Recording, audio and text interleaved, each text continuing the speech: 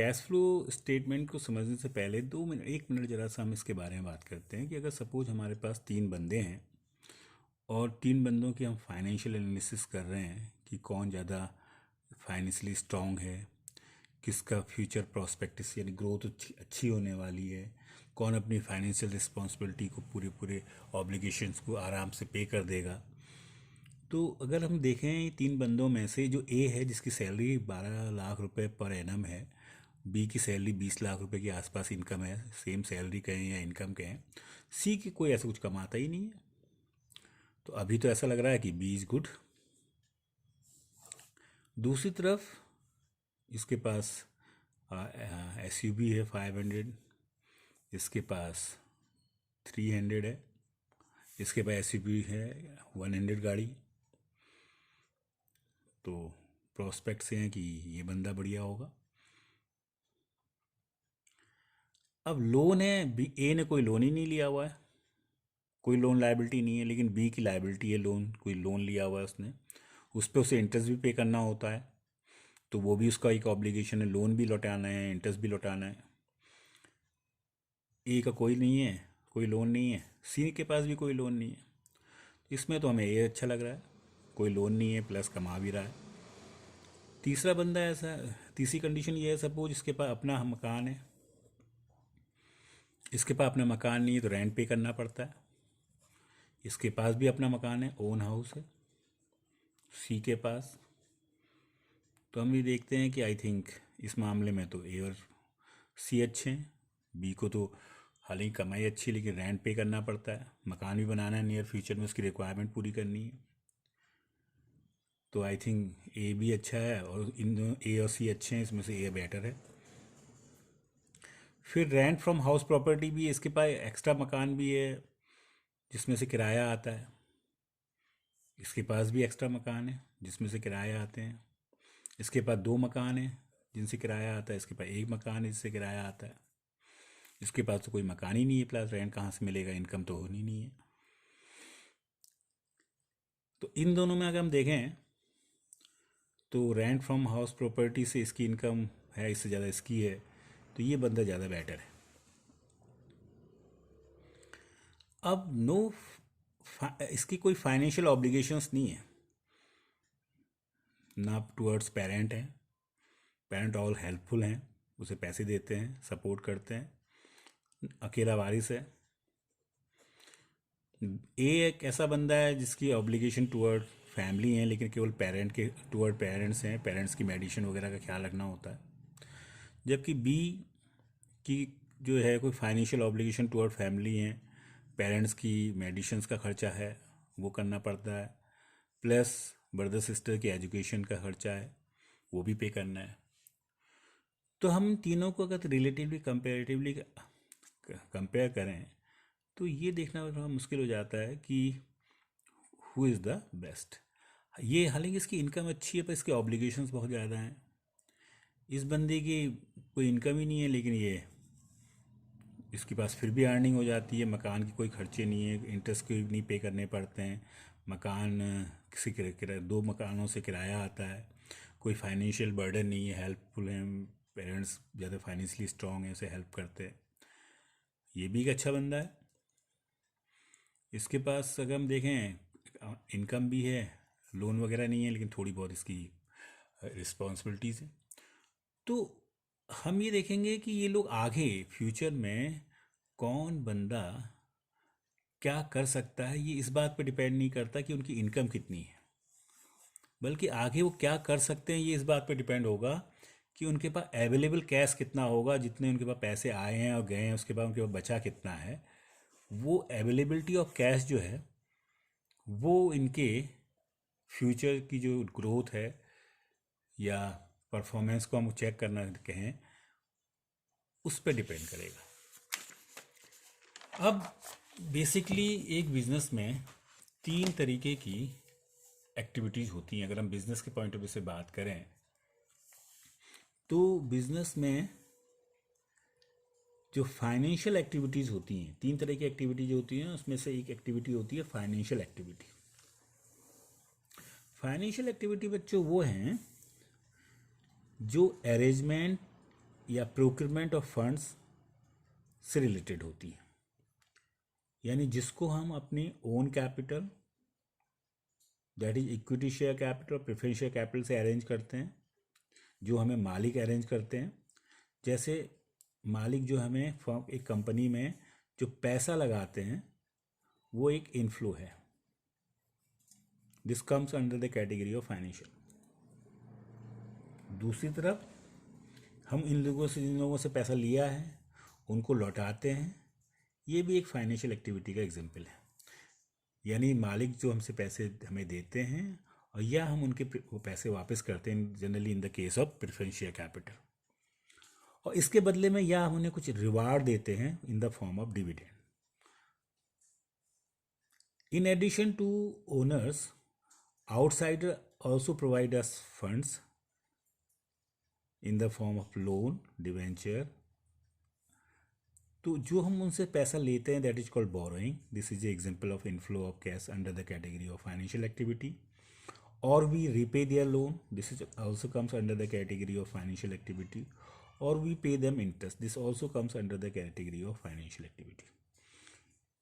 When we pay loan to our borrowers or our lenders, or we pay interest to them, this is an outflow of fund. When we borrow loan, this is a example of inflow of funds. All these are the example of financial activity. Once the funds is arranged, हमें मालूम चल गया कि कितना पैसा हमें चाहिए या हमने इंतज़ाम कर लिया, उसके बाद व्हाट वी डू, हम उस पैसे से इंफ्रास्ट्रक्चर डेवलप करते हैं किसी बिजनेस को रन करने के लिए। तो जब बिजनेस का इंफ्रास्ट्रक्चर डेवलप होता है तो उससे, यानी जो हमने पैसा अरेंज किया था उससे हम टेंजिबल एसेट्स खरीदते हैं, इंटेंजिबल एसेट्स भी खरीद सकते हैं, purchase of building, machine, office equipment खरीदते हैं। This is a outflow of funds, outflow of cash. whereas when we sell these machinery वगैरह तो we receive cash. This is the example of inflow of cash comes under the category of investing. यानी जो पैसा हमने procure कर लिया उसके बाद जब उस पैसे को यूटिलाइज करते हैं in fix assets, this is called investing activity. तो याद रखना, फिक्स एसेट्स में जब कैश का यूज करते हैं तो वो हमारी इन्वेस्टिंग एक्टिविटी होती है। उसके एग्जाम्पल क्या है बच्चों, तो हमारे समझ में आया कि purchase of machine, purchase of building, purchase of office equipment. और अगर ये आउटडेटेड हो गए तो वी कैन सेल देम, तो sale of building, sale of machinery etcetera. और कभी कभी हम एक्स्ट्रा बिल्डिंग वगैरह अगर ख़रीदते हैं या हमारे पास सरप्लस मशीनरी होती है या किसी समय पर हमारे मशीन यूज नहीं हो रही होती है, हमारे पास जेसीबी मशीन है, हम 10 महीने खुद यूज करते हैं, 1-2 महीने उसे किराए पे दे देते हैं, तो दैट इज़ रेंट रिसीव्ड। तो वो हमारे लिए जो है एक इन्वेस्टिंग एक्टिविटी का एग्जाम्पल है।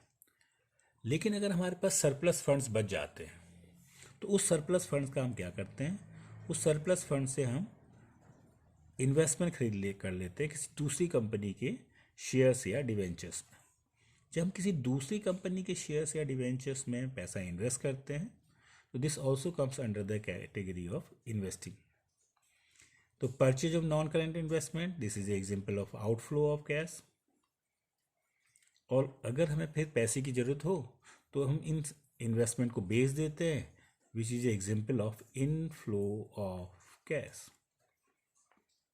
तो in this manner our surplus funds can be use. जहाँ तक इन्वेस्टिंग एक्टिविटी से रिलेटेड अगर कोई कंसर्न बात हो रही है, like loss and profit on sale of machinery, interest received on non current investment, या purchase of current investment other than current investment, तो या इसे कह सकते हैं मार्केटेबल सिक्योरिटी, मार्केटेबल सिक्योरिटी। तो इनको भी अगर हमने ख़रीदा है तो ये भी सब इन्वेस्टिंग एक्टिविटी में आते हैं। अब लेकिन ये हम सारा काम हम कर क्यों रहे हैं? ये और दोनों बातें हमने इसलिए करी क्योंकि हम अपने मेन प्रिंसिपल एक्टिविटी कर पाए, जो कि क्या हो सकती है? Manufacturing, sale and purchase of goods and services. यानी हम कोई काम, ये सब हमने इसलिए किया कि हम कोई गुड्स एंड सर्विसेज पे डील करें या कोई मैन्युफैक्चरिंग करें। तो उसके लिए जो हमारी प्रिंसिपल एक्टिविटी है उसमें जो इनफ्लो एंड आउटफ्लो होता है, it comes under the category of operating. इसमें क्या होता है, जैसे हमारे पास हमने कैश सेल किया और गुड्स का फीस कमीशन वगैरह रिसीव करी, तो this comes under the category of operating. तो operating activity are our principal activity, core activity like manufacturing. They are related with manufacturing, sales and purchase of goods and services. अब इसमें और क्या हो सकता है, लाइक इसमें एग्जांपल क्या हो सकते हैं? पेमेंट आउटफ्लो कैसे होगा? जब हम पेमेंट ऑफ सप्लायर्स करेंगे, रूटीन एक्टिविटी है, रिकरिंग है, बार बार हो रही है, कंपलसरी है, तो ये खर्चे जो होते हैं कंपलसरी होते हैं, इनके बिना बिजनेस चल ही नहीं पाता। इनके बेनिफिट शॉर्टेज होते, शॉर्ट पीरियड के होते हैं। मीन्स अगर हम एक सैलरी देते हैं तो that is only for 1 month, जबकि यहाँ हम एक बस खरीदेंगे या एक बिल्डिंग खरीदेंगे तो उसका बेनिफिट हमें 20-25 साल तक होता है। लेकिन यहाँ जो हम खर्चे करते हैं उनका बेनिफिट हमें शॉर्ट पीरियड के लिए होता है। तो ये सारे खर्चे जो है ऑपरेटिंग एक्टिविटी होते हैं, लाइक सैलरी, वेजेज या ऑफिस एंड एडमिनिस्ट्रेटिव एक्सपेंसेस जितने भी होते हैं, दे आर ऑपरेटिंग एक्सपेंसेस। अब हमें ये देखना होता है कि हमारे पास किसी बिजनेस में एक पर्टिकुलर ईयर में 2 पॉइंट ऑफ टाइम्स के बीच में हमारे पास कितना पैसा इन्वेस्टिंग एक्टिविटी से आया, कितना ऑपरेटिंग से आया और कितना फाइनेंशियल एक्टिविटी से पैसा आया। ये बनाने वाला जो स्टेटमेंट है वो स्टेटमेंट कैश फ्लो स्टेटमेंट कहलाता है। यानी this is A cash flow statement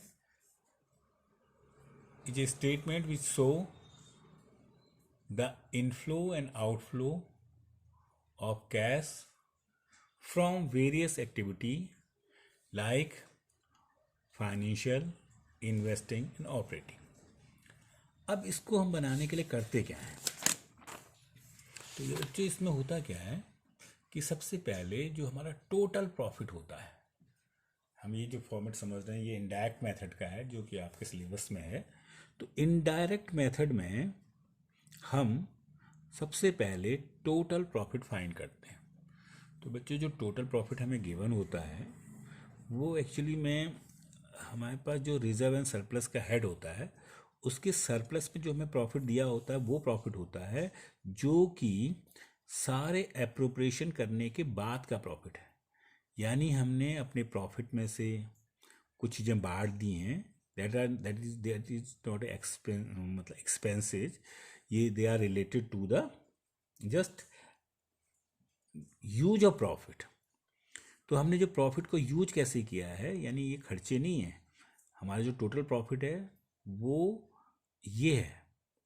इसमें से हमने कुछ टैक्स के लिए पैसा रखा है, कुछ बचत की है, कुछ हमने बांटा है, तो अब हमारे पास इतना पैसा बचा है।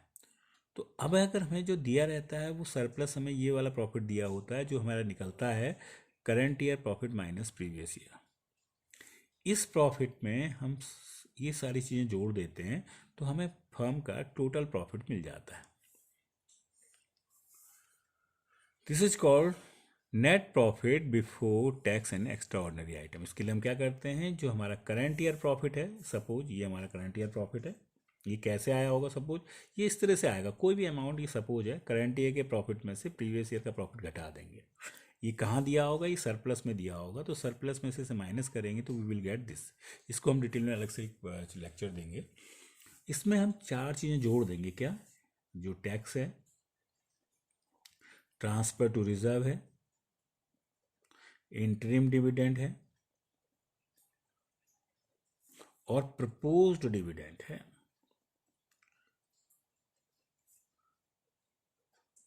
इसको ऐड कर देंगे, इस तरह से हमें टोटल प्रॉफिट मिल जाएगा। इस टोटल प्रॉफिट में याद रखिएगा, it include every income and expenses and also include those items which do not result in inflow and outflow of cash। तो हम इसमें से टोटल प्रॉफिट में से टोटल कैश अवेलेबल फाइंड करेंगे फ्रॉम ऑपरेटिंग एक्टिविटी। वो कैसे निकलेगा? देखिए, हमें टोटल कैश दिया है और टोटल कैश में से हम उन चीज़ों को हटा देंगे which are related to investing and financial, एक तो उनको हटा देंगे। इसके अलावा हम इस टोटल प्रॉफिट में ऐसी पेमेंट्स को भी कंसीडर करेंगे जो हमारी कैश के इनफ्लो या आउटफ्लो को इफेक्ट नहीं करती हैं।